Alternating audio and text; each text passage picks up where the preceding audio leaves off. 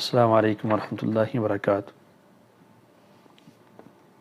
الحمدللہ وکفا والصلاة والسلام علی من لا نبی بعد۔ ناظرین، 12 ربیع الاول کو جشن میلاد منایا جاتا ہے۔ آج کی اس ویڈیو میں جائزہ لیں گے کہ کیا میلاد واقعی بدعت ہے اور کیوں بدعت ہے۔ دین اسلام کا ایک اصول ہے اور نبی مکرم صلی اللہ علیہ وسلم اپنے ہر خطبہ میں یہ کہا کرتے تھے کہ ہر نئی چیز بدعت ہے اور ہر بدعت ضلالت ہے، گمراہی ہے، اور گمراہی کا ٹھکانہ جہنم ہے۔ اما عائشہ صدیقہ رضی اللہ عنہ سے روایت ہے کہ نبی مکرم صلی اللہ علیہ وسلم نے فرمایا، من عمل عملا لیس علی امرنا فہو رد، کہ جس نے بھی ایک ایسا عمل کیا جس پہ ہمارا حکم نہیں تھا وہ مردود ہے، باطل ہے۔ اما عائشہ صدیقہ رضی اللہ عنہ کے پاس ہی 3 بندے آئے، انہوں نے نبی مکرم صلی اللہ علیہ وسلم کی عبادت کے متعلق سوال کیا۔ اما عائشہ نے ڈیٹیل سے بتلایا تو ان میں سے ہر ایک نے عزم کیا۔ ایک نے کہا کہ میں ساری رات قیام کروں گا، نیند مجھ پہ حرام ہے۔ دوسرے نے کہا میں ساری زندگی روزہ رکھوں گا، کھانا پینا مجھ پہ حرام ہے، افطار کرنا، روزہ چھوڑنا مجھ پہ حرام ہے۔ تیسرے نے کہا کہ میں ساری زندگی شادی نہیں کروں گا، چونکہ شادی کر لی تو عبادت میں آڑے آ جائے گی۔ یہ کہہ کر کے وہ چلے گئے۔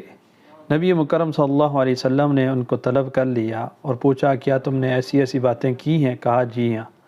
کہا میں اللہ سے زیادہ ڈرنے والا ہوں تمہارے مقابلے میں، اس کے باوجود میں روزہ بھی رکھتا ہوں، روزہ چھوڑتا بھی ہوں، میں نے شادیاں بھی کی ہوئی ہیں اور عبادت بھی کرتا ہوں، میں رات کو سوتا بھی ہوں اور قیام بھی کرتا ہوں۔ فمن رغب عن سنتی فلیس منی، جس نے بھی میری سنت سے اعراض کیا وہ میرے طریقے پر نہیں ہے۔ تو عزیز دوستو، یہاں پہ دیکھیں کہ صحابہ کرام رضوان اللہ علیہم اجمعین کی جو سوچ تھی، کیا وہ غلط تھی؟ قطعاً غلط نہیں تھی۔ عبادت کرنا چاہ رہے تھے، عمل بھی اچھا تھا، اس کے باوجود رسول اللہ صلی اللہ علیہ وسلم نے اس عمل کو رد کر دیا اور کہا کہ یہ قابل قبول نہیں ہے۔ وجہ کیا تھی؟ وجہ یہ تھی کہ جو میزان تھا، جو ترازو تھا قبولیت کا، اس پہ یہ پورا نہیں اترے تھے۔ وہ ترازو کیا تھا کہ رسول اکرم صلی اللہ علیہ وسلم نے یہ عمل کیا ہے کہ نہیں کیا، یہ رسول اللہ سے چیزیں ثابت نہیں تھی، عبادت کا یہ طریقہ کار ثابت نہیں تھا، اس لیے رسول اللہ صلی اللہ علیہ وسلم نے ان کے اس جذبے کو رد کر دیا کہ یہ ہے حقیقت میں جذبہ ہے، شوق ہے، لیکن یہ شوق قابل قبول نہیں ہے۔ میلاد کا بھی کچھ یوں ہی سلسلہ ہے۔ آج لوگ محبت کے نام پہ، عشق کے نام پہ میلاد منا رہے ہیں۔ میلاد منانے والوں کا یہی دعویٰ ہے کہ ہم محبت رسول صلی اللہ علیہ وسلم کی وجہ سے یہ کر رہے ہیں۔ ذرا دیکھتے ہیں کہ نبی مکرم صلی اللہ علیہ وسلم نے یہ کام کیا تھا۔ نبی علیہ السلام کے زمانے میں جو صحابہ موجود تھے، آپ کے بعد جو صحابہ تھے، انہوں نے یہ کام کیا یا نہیں کیا؟ تو نبی مکرم صلی اللہ علیہ وسلم نے فرمایا، خیر القرون قرنی ثم الذین یلونہم ثم الذین یلونہم، سب سے بہترین زمانہ میرا زمانہ ہے اور میرے بعد صحابہ کرام کا زمانہ، اس کے بعد تابعین کا زمانہ ہے۔ یہ 3 ادوار سب سے بہترین ادوار تھے۔ پہلا دور نبی مکرم صلی اللہ علیہ وسلم کا تھا، آپ کے ساتھ مکہ میں صحابہ رہنے والے، آپ کے ساتھ ہجرت کر کے مدینہ میں آنے والے، بدر میں شریک ہونے والے، احد میں شریک ہونے والے، حنین میں ہونے والے، آپ رضی اللہ عنہم نبی مکرم صلی اللہ علیہ وسلم کے وضو کے پانی کا قطرے گرنے کا انتظار کر کے محبت میں اس کو اٹھانے والے، اور آپ صلی اللہ علیہ وسلم کی صدا پہ لبیک کہنے والے۔ یعنی محبت کی اتنی انتہا تھی کہ رسول اکرم صلی اللہ علیہ وسلم ایک دفعہ درس ارشاد فرما رہے تھے، واعظ و نصیحت کر رہے تھے، تو ایک صحابی داخل ہو رہے تھے دروازے سے، نبی مکرم صلی اللہ علیہ وسلم نے مسجد میں کھڑے بندے کو کہا بیٹھ جا، اجلس۔ وہ بندہ جو دروازے میں سے داخل ہو رہا تھا وہیں بیٹھ گیا۔ یہ محبت کا انداز تھا کہ رسول اللہ کی آواز سنی، فوراً تعمیل کیا، عمل کیا، وہاں پہ انتظار نہیں کیا کہ میں مراد ہوں یا کوئی اور مراد ہے۔ جب رسول اللہ نے اس سے پوچھا تو کیوں وہاں پہ بیٹھ گیا ہے، میں نے تو مسجد کے اندر کھڑے شخص کو کہا کہ تو بیٹھ جا۔ اس نے کہا اللہ کے نبی مجھے تو یہ معلوم نہیں تھا، آپ نے مجھے کہا کہ نہیں کہا، میں نے صرف یہ آواز سنی کہ اجلس بیٹھ جا، اور میں سمجھے اس کا مخاطب میں ہوں، تو اس لیے میں بیٹھ گیا تاکہ آپ کی نافرمانی نہ ہو۔ یہ تھی صحابہ کرام رضوان اللہ علیہم اجمعین کی محبت۔ صحابہ کی محبت کا انداز ہی نرالا تھا، ایسی محبت تھی کہ کوئی بھی حکم رسول اللہ دیتے فوراً وہ تسلیم کر لیتے۔ کیا اتنی زیادہ محبت کرنے والے صحابہ، ان کی زندگیوں میں یہ دن کبھی نہیں آیا؟ ضرور یہ دن آیا۔ کیا انہوں نے منایا؟ نہیں منایا۔ تابعین صحابہ کے بعد سب سے بہترین لوگ ہیں، ان کے دور میں یہ دن آیا، انہوں نے کیا یہ منایا؟ نہیں منایا۔ یقیناً وہ ہمارے مقابلے میں رسول اللہ صلی اللہ علیہ وسلم سے زیادہ محبت کرنے والے تھے، لیکن انہوں نے یہ دن بطور جشن، بطور عید نہیں منایا۔ منانا تو دور کی بات، اس دن کا تعین بھی نہیں کر سکے۔ فقہاء کے دور دیکھیں، تابعین کا دور دیکھیں، اس کے بعد کا زمانہ دیکھیں، اس دن کا تعین ہی کوئی نہیں کر سکا کہ نبی مکرم صلی اللہ علیہ وسلم کی یوم پیدائش 12 ربیع الاول کو ہوئی ہے، رسول اللہ کی پیدائش 2 ربیع الاول کو ہوئی ہے، رسول اللہ کی پیدائش 8 ربیع الاول کو ہوئی ہے، رسول اللہ کی پیدائش 10 ربیع الاول کو ہوئی ہے، یا محرم کے مہینے میں ہوئی ہے۔ یہ تاریخ میں اختلاف ہے، تاریخ میں اختلاف عام لوگوں کا نہیں۔ یہی جشن منانے والے ان کے امام احمد رضا خان بریلوی نے بھی اس کے تاریخ میں اختلاف کیا ہے۔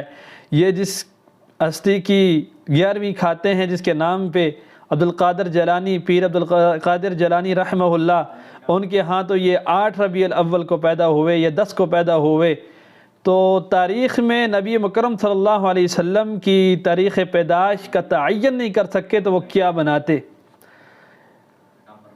نبی مکرم صلی اللہ علیہ وسلم کا زمانہ گزرا، کسی نے نہیں منایا۔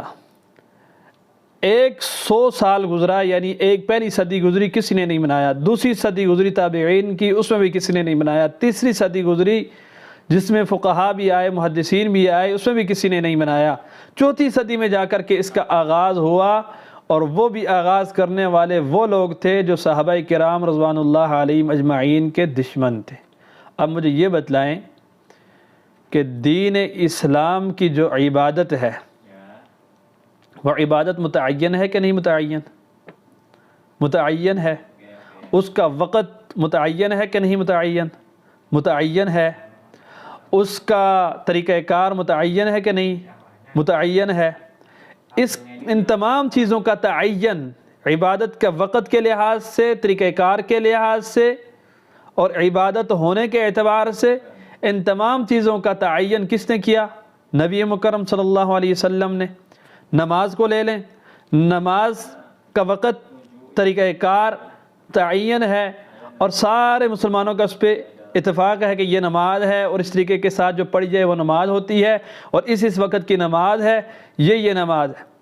عیدین کو لے لیں کہ اس کی تاریخ متعین ہے کہ عید الفطر ہے، 1 شوال کو عید الفطر ہوگی، عید الاضحیٰ ہے 10 ذی الحجہ کو عید الاضحیٰ ہوگی۔ اس پہ تمام لوگوں کا اتفاق ہے، کسی کا بھی اختلاف نہیں ہے، کسی بھی مورخ نے اس پہ اختلاف نہیں کیا۔ حج کے ایام کے بارے میں مقرر ہیں کہ یہ ایام حج ہیں، یہ طریقہ کار ہے، اس طریقے کے ساتھ حج کرنا ہے، طریقے میں اختلاف نہیں ہے۔ تو عبادت کے لحاظ سے عبادت وہ ہوتی ہے جس کا تعین شریعت نے کیا ہو۔ اب عید میلاد النبی کے بارے میں آتے ہیں، اس کا وقت کا تعین بھی نہیں ہے، اس کا عبادت ہونا بھی اس کا تعین نہیں ہے، اس کا طریقہ کار کا بھی تعین نہیں ہے۔ جب ایک چیز کا تعین ہی نہیں ہے کسی اعتبار سے بھی، نہ وقت کے اعتبار سے، نہ تاریخ کے اعتبار سے، نہ طریقہ کے اعتبار سے، تو وہ کیسے عبادت ہو سکتی ہے؟ سب سے پہلے یہ جشن مصر کے فاطمی حکمرانوں نے بنایا تھا قاہرہ میں۔ یہ وہ ظالم حکمران تھے جو صحابہ کرام رضوان اللہ علیہم اجمعین کو برا بلا، طعن و تشنیع، گالی گلوچ کیا کرتے تھے۔ 4 صدی میں انہوں نے 5 میلاد ایجاد کیے۔ عید میلاد النبی کے نام سے انہوں نے ایجاد کیا، میلاد علی کے نام پہ 2، تیسرا میلاد الزہرا کے نام پہ، چوتھا میلاد حسن کے نام پہ، 5واں میلاد حسین کے نام پہ انہوں نے ایجاد کیا۔ یہ 5 قسم کے میلاد کا ایجاد ان بدعات کا ایجاد فاطمی حکمرانوں نے کیا۔ بعد میں لشکر کے امیر افضل نے آ کر کے ان کو رد کر دیا، بند کر دیا۔ عامر بحکام اللہ اس نے 524 میں آ کر کے اس بدعت کا دوبارہ سے اجرا کیا، اور 7ویں صدی ہجری میں سب سے پہلا شخص جس نے بطور جشن اس کو منایا، بطور جشن گلیوں میں جلوس نکالنا اور صحیح ایک جشن کے انداز میں اس کو منانے کا ایجاد جس نے کیا، اس کا نام ابو سعید ملک مظفر تھا۔ اور یہ یاد رکھیے، بدعت کی یہ ایک علامت ہے کہ بدعت وقت کے ساتھ اپنا رنگ، اپنا طریقہ بدلتی ہے، جبکہ سنت کی علامت یہ ہے کہ سنت جو شروع سے تھی وہی سنت برقرار رہتی ہے، اس میں رد و بدل نہیں آتا۔ یہی کچھ میلاد کے ساتھ ہوا کہ اس کو پہلے اس طریقے کے ساتھ بنایا گیا، سیلیبریٹ کیا گیا، پھر کرتے کرتے اس میں ایسی چیزوں کا اضافہ ہوتا جا رہا ہے، یہ کیا گیا ہے اور اب ہوتا جا رہا ہے کہ آپ سوچ بھی نہیں سکتے۔ آج سے 40-50 سال پہلے اس کو یوم وفات کہا جاتا تھا۔ یہ بدعت اپنا رنگ آپ دکھا رہی ہے۔ آج یہاں تک نوبت پہنچ چکی ہے کہ ڈھول کی تھاپ پہ نوجوانوں کا ڈانس، عورتوں کا ڈانس، اپنے جسم کی نمائش اور پنگی نما، پوڈری، چرسی نما نوجوان دھمالے ڈال رہے ہیں۔ ذرا اپنی آنکھوں سے دیکھیے۔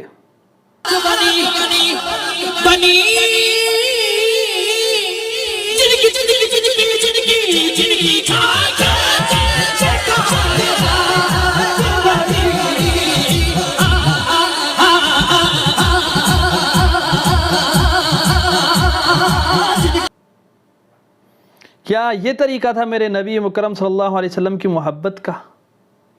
یہ ہے نبی علیہ السلام سے محبت؟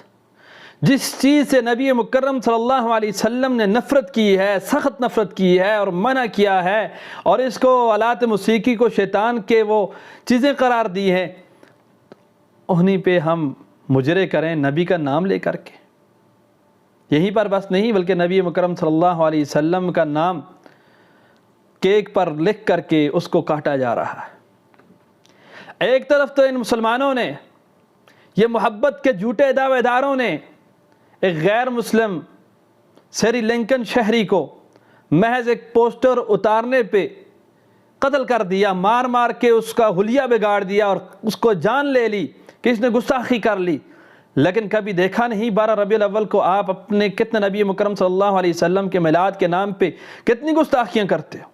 ہاں، میلاد کے نام پہ تم گستاخ ہو، میلاد کے نام پہ گستاخیاں کرتے ہو۔ یہ کہاں کا انصاف ہے کہ نبی مکرم صلی اللہ علیہ وسلم کا نام جوتیوں پر لکھ لیا جائے، نعلین مبارک کہہ کر کے؟ پہلے تو بات ہے کہ وہ نعلین مبارک ثابت ہی نہیں ہے، اگر بالفرض مان ہی بھی لیا جائے کہ وہ وہی نعلین ہیں، تو کہاں کا انصاف ہے کہ جوتوں پہ نام لکھا جائے؟ کیا جوتیوں پہ نام لکھنا، تو اپنے باپ کا نام جوتیوں پہ لکھنا گوارا کر سکتا ہے؟ اپنے کسی عزیز کا نام جوتیوں پہ لکھنا گوارا کر سکتا ہے؟